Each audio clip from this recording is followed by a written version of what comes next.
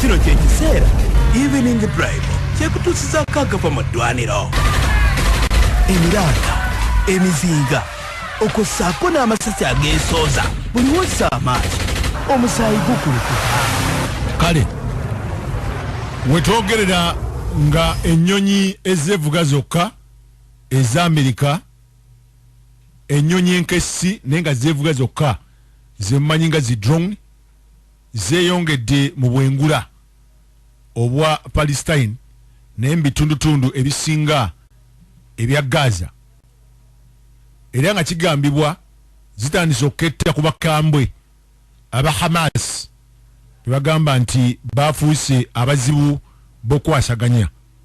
So ennyonyi enkessi zeeyongedde awo ate ne satellites zikola butaweera. Bwe bijjidde bino nga North Korea yamaze dde okuba nga esindika ekizungirizi kyayo ekyatandise okuba nga kiketta mu mbeera yonna, sigamba kiketta mu Palestine naye kugamba nti bamaze dde aba North Korea ekizungirizi kyabwe. So olaba nti za satellites bwe zitambula bakasuseyo satellite yaabwe kati aba North Korea abasajja basirise naye bakambwe ddala. So kati bw'owulira North Korea nga yenyigidde mu science ne teknologiya ono bwati omanya kati awo n'owulira ekiddako. So kati ku budde buno ensi eza Buwarabu ezisinga zifuuse kyesirikidde okusinziira ku statement gye bakola luli tebannakuddayo efulumya statements z'amaanyi za muggundo. Abantu mu Palestine beeyongedde okufa naddala enjala kw'otadde n'ennyonta.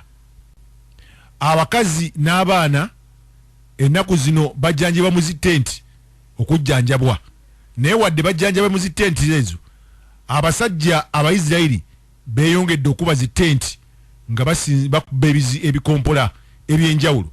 Era ng'olunaku olwaleero abaana 14 balabikiddwako nga amagulu n'emikono mye, kw'otadde n'abakazi 6 abattiddwa nga bagenda okuzaala ebikompola bino bye babakubye.